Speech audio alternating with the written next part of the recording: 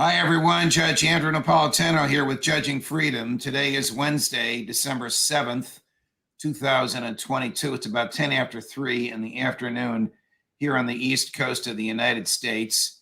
My next guest is someone that many of you like to write strong things about.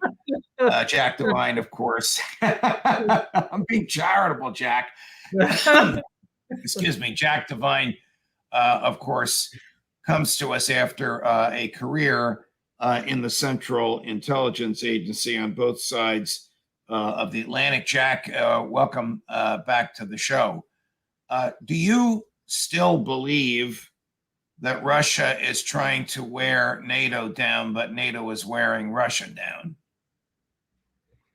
Yeah, I'm actually relatively, I have to be careful, relatively optimistic about how things are going. I noticed 2 days ago that Director of Intelligence, that's the czar of intelligence overriding CIA and other intelligence agency, came out with a public statement saying that, that the situation for the Russians, it looks like, she's pessimistic that they're going to be able to bounce back, and that in the days ahead, we should anticipate some further enhancement of the Ukrainian position, which is quite interesting. She also said one final thing, which is Putin is finally getting on the ground truth about what's taking place, which is really fascinating. We should talk about that, not necessarily this second, but we should talk about it because there is a difference between their approach and ours. Is she telling the truth, Jack? Because let's face it, the CIA steals secrets, keeps secrets, and lies about them. That's the coin of the realm. That's not true, Judge. We collect secrets. What's the lying part? Let me tell you, when you walk through the door, I don't care what anybody says. There's a quote from the New Testament there, and it's etched in marble, and it says, "You shall know the truth, and it will set you free." The founding fathers and generations, including mine, take that very seriously. That's the job. We're not there to promote opinions. We're not there to promote the Republican or Democratic. We're there to lay it out the way it is. And but you get ahead by telling the bosses what they want to hear. So whoever's advising Joe Biden is telling him what he wants to hear. Yeah, that's not true either, Judge. Let me give you two really good examples from my personal career in the agency. I was the head of the Counter Narcotics Center. Please do. When Pablo Escobar met his demise. Now, your audience won't know this, but the Counter Narcotics Center is made up of operators, spy masters, analysts, technical people, and people from the community. And we had to do an estimate what was happening in the drug trade every year. And there was an intelligence community report, and we disagreed with it. But because it was a community report, it went forward. We dissented, and the director of CIA signed off on our dissent. That was Bill Casey. And when I would correct analysts, I'm a nitpicker about the use of the English language and wordsmithing. When I would edit some of the analysts, they would get annoyed. It was politicization. And I said, wait, I'm only putting a semicolon where it belongs. So there is great pride and independence of thinking. Now, I'm a little concerned about modern times. There's things going on that are not consistent with my understanding of the group I grew up with. So what's going on? What's going on? If an analyst came to me and tried to spin something, I'd throw him out of the office. It's the only product. You don't have a product. You're not selling anything else. People don't get it. What's going on with respect to intel from Ukraine that you're not happy with? Well, I don't see it. I'll be unhappy about that. I don't think you need to read all the reports to see very clearly what's going on. I mean, the Russians occupied the East and they've been pushed out. They've gone and pulled into a hole. They're trying to modernize their army. And they didn't realize they had a World War II army on the ground and 21st century missiles for the air. They're bombing the hell out of the country because they're on the back of their heels. They have nothing else. Even their infrastructure, cyber, should have taken this stuff out. Now they have to just bomb everything to oblivion. So All right, it was a terrible, it was a shameful performance by the Russian military. And their intelligence assessment, and this is what Avril Haines was saying. She was saying Putin, and I'm assuming she knows this on good sourcing and information, he's just now getting to realize the obstacles they were up against and the intelligence. That's the difference between the democratic American system and the autocratic one. What you're describing is what takes place when you have dictators. The biggest fights in the intelligence community is about intelligence is the quality and accuracy of the information. They're really professional people. They're not politicians. One last thing, and I think I've mentioned to your audience before. I didn't know the political affiliation of 99% of the people around me. You didn't talk politics. You didn't bring it into your product. Now today, I'm saying there's too much politics by directors, and they should be out of this game. They shouldn't even bother talking. So okay, my point is, there is a difference between their system and ours. And ours, there is integrity information, and no matter what your audience says or feel about what I'm saying, that's a truth, and I'll stand by it. Find somebody that can prove otherwise. Find an analyst. The CIA is obviously present in Ukraine. It's obviously providing intel to Ukrainian intel or Ukraine military intel about Russia. Is the CIA in Ukraine also spying on the Ukrainians? Well, first, I do not know firsthand, right? I hope they're there. It feels like they're there. They're doing a hell of a job, who's ever there. In other words, how did the Russians not succeed with their cyber attack? Why did the Ukrainians move their service out of the country? Why did they decentralize it? Why were they so effective in all of their counter punching with them? And I would say, let me stop you, Jack. There's a reason I asked you about the CIA spying on the Ukrainians. So I'll get to the bottom of it. Is it more likely than not that the White House or NATO was aware that Ukraine was using drones to strike within 150 miles of Moscow before it happened, knew about it, approved of it, or looked the other way? Yeah, I don't know the answer to that. I would say this, what I was going to say a minute ago. The Ukrainians are much more sophisticated than people are given credit for. They know how to do things. And what I was going to say is when Russia invaded in 2014, the Ukrainians have been working on this war and planning for it and getting ready for it and how to deal with it. So I think they didn't need prodding on this, and they didn't need help.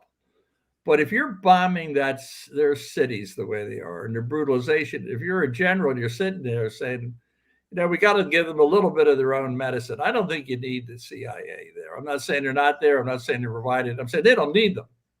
And it's a natural outflow of what the Russians are doing. What are they going to sit there when they have the capability to burn some of their facilities? Of course. Do your friends and colleagues in the intel community in NATO think that Putin will be weakened by this war and maybe pushed out of office? Forget them. I've written to it in March, and I continue to say that. I think the die was cast the day he walked across the border. They gave him shrinking pills. He became a miniature leader. The bully aspect's gone. A guy gets beat up the way he's getting beat up. Who's he going to scare? I think and I read it. I'm sticking by it that you don't come back from this. How long is he going to protract it? But we should not fiddle inside his country trying to speed the process. He will take care of it, and his people will, because it will backfire if we get involved. Is his military stronger and wiser now than it was a year ago? Do they now know that they need to modernize from their World War II era equipment and ways of thinking?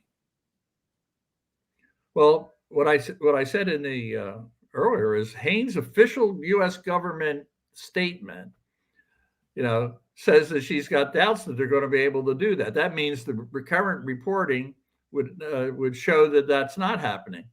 But look at it. You don't get 180 people and suddenly turn them into warriors. I mean, you got to train them. They got to want to fight. You know, you don't have the material. He's running out of shells. He's burning them. Just that's the only thing he can do is fire shells. So I think when the spring comes, I'm not expecting him to march across the plains into Kiev. Good luck. Good luck. You know, this isn't the first time they. So Jack, my other experts on this, Colonel Doug McGregor and Scott Ritter, and we're going to tape a segment with Scott as soon as we finish with you, tell such a diametrically different story that the Ukrainians are on their heels, that Putin's 300,000 reservists are now trained, equipped, and ready to move into the theater of combat. And it's only a matter of time. Let me finish. I'm summarizing what they're saying. Then I'll let you deal with it. And it's only a matter of time before Kyiv is surrounded. Go. Well, all I'm telling you is the official statement of 2 days ago. That's not what the CIA. And if you're spending all that money and they got this wrong, then we need to have a chat about that. I know Scott, and please pass on my regards. That doesn't mean because I know him and like him that I agree with him. I see no indication of that. I see nothing that would support that. You get pushed out. They have to retreat out of Kherson. They're getting hammered. They got hammered. They retreat. Where do you see this fantastic army showing up? Where? Well, what will happen to the government? What will happen to the government when the governed have no heat, water, or electricity during a bitter Eastern European winter? This comes back to my point.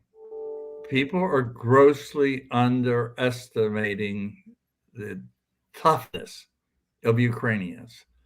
When I was in the Afghan program, and people underestimated. The Russian analyst in CIA thought Russia was 10 feet tall, right? People underestimate the grit and pain that people will put themselves through. After you kill family members, you know, cold weather is not going to blind you from fighting the Russians. You don't go into a country and you think you're going to take it over when the people are prepared to die to the first person. That was their number one intelligence failure in the invasion. They really didn't know, despite all the years, who they were fighting. They really didn't get it.